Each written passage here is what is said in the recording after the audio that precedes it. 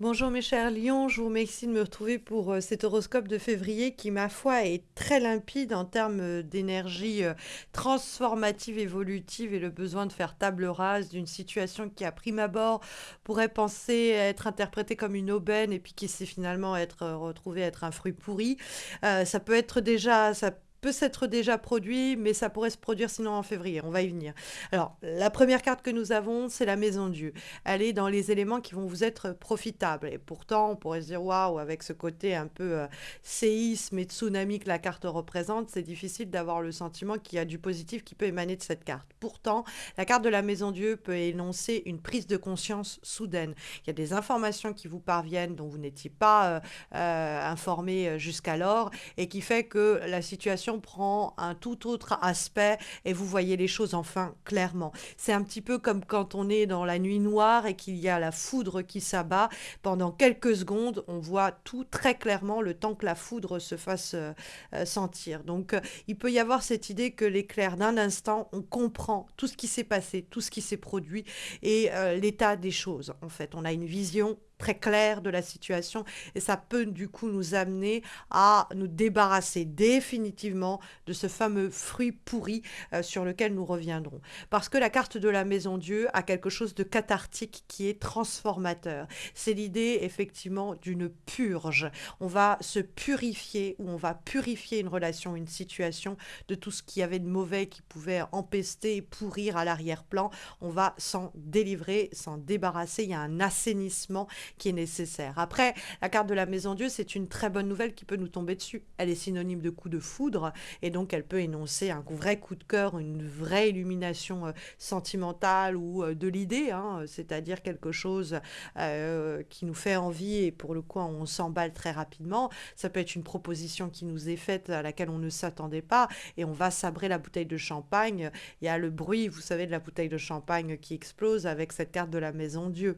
Il y a aussi bon, une invitation à un déménagement, à une restructuration, à l'idée de changer de maison, quelle qu'elle soit, professionnelle ou personnelle. Il y a en tout cas quelque chose d'exutoire et de salvateur, une transformation qui laisse peut-être nous laisse un peu tremblant ou tremblante, mais qui est tout de même exutoire et essentielle. Or, on a dans votre tirage une carte qui n'est pas similaire, mais qui entretient quelques résonances avec cette carte de la Maison Dieu, à savoir le 10 d'épée. Le 10 d'épée, c'est une carte qui nous parle de grandes souffrances ou de cycles très éprouvants, de situations dont on a fait les frais et qui doit se clôturer. Donc c'est une relation que l'on doit mettre à mort ou dont on doit accepter la fin. C'est un projet qui doit être mené à son terme parce qu'on a beaucoup trop sué et souffert à ce propos.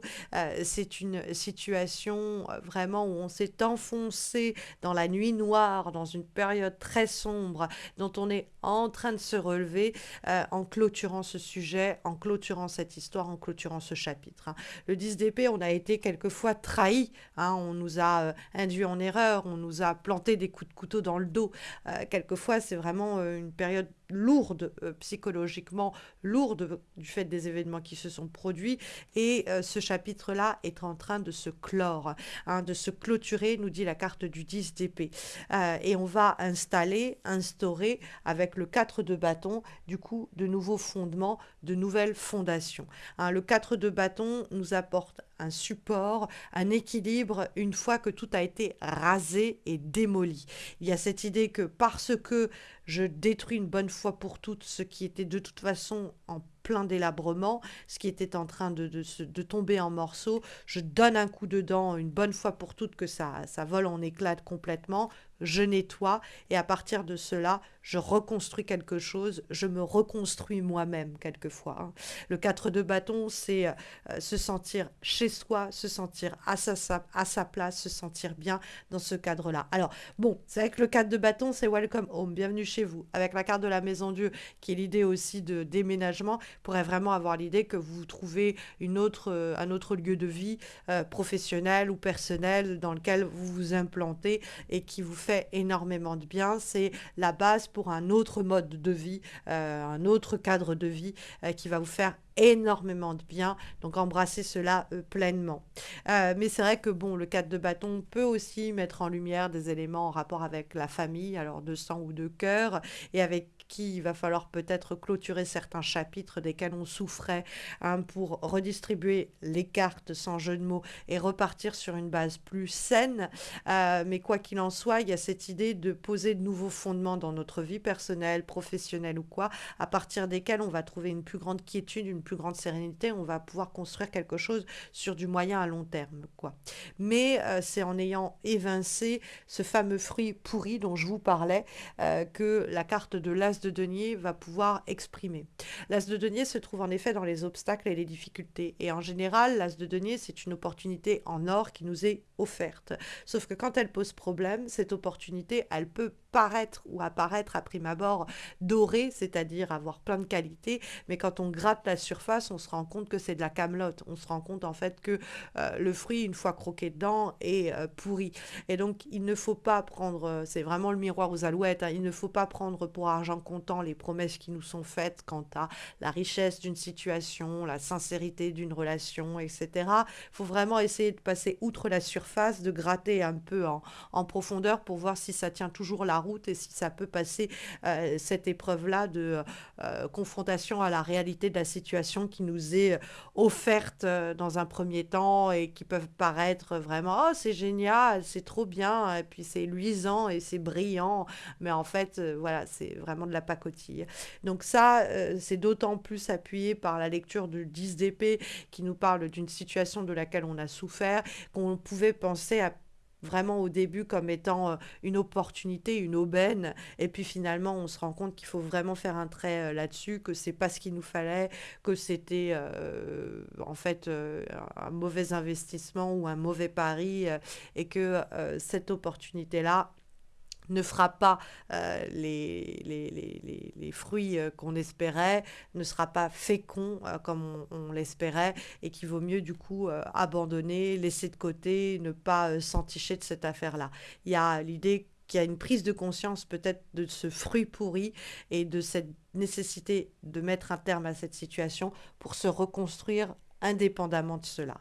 Hein, ça me semble important. Après, l'as de denier, ça peut être l'idée qu'il y a une opportunité qui nous passe sous le nez, qu'il y a un manque à gagner matériel ou quoi aussi, et que on vit ça très âprement, mais il y a un Deus ex machina qui fait que la situation se résout très rapidement pour vous et que vous pouvez vous construire autrement en dehors de cette faillite, en dehors de ce raté que l'as de denier peut indiquer.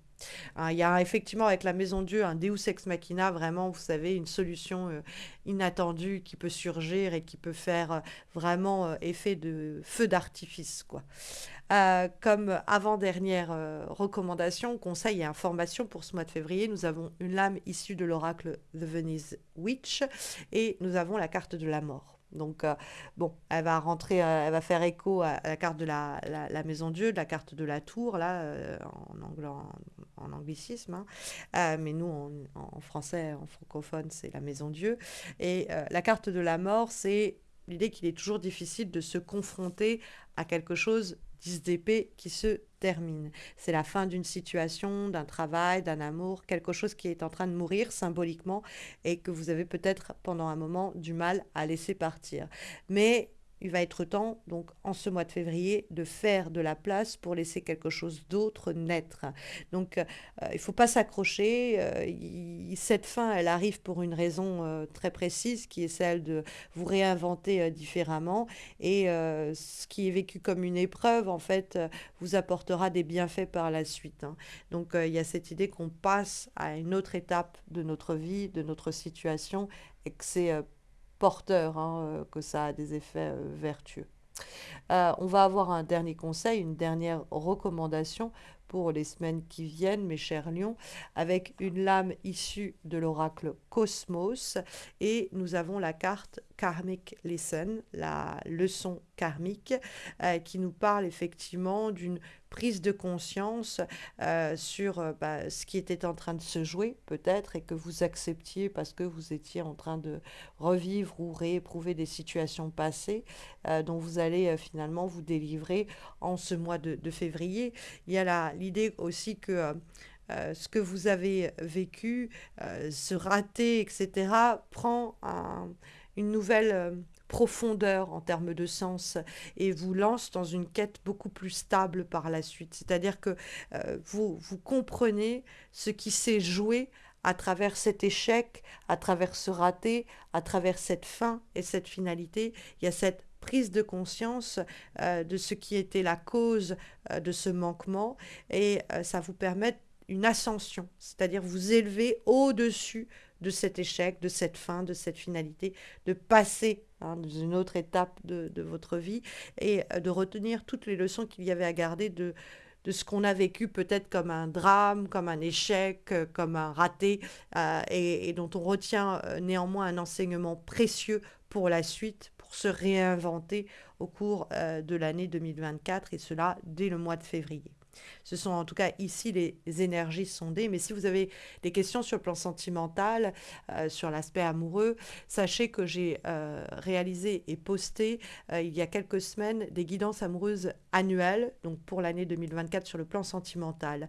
N'hésitez pas à les consulter, vous verrez le lien de la playlist apparaître à la fin de cette vidéo.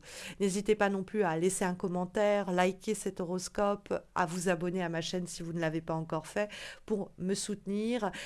Parce que sachez que en février, cela fera exactement 9 ans que mois après mois, je poste sans faillir ces horoscopes mensuels sans jamais avoir raté un rendez-vous.